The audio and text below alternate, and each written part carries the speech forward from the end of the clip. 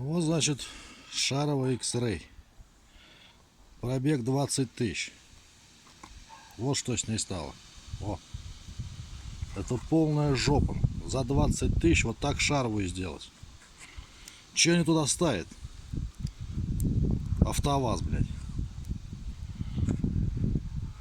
20 тысяч пробег. Гремела подвеска. Долго искал, что там гремит. Вот оно, что гремит там. Вот.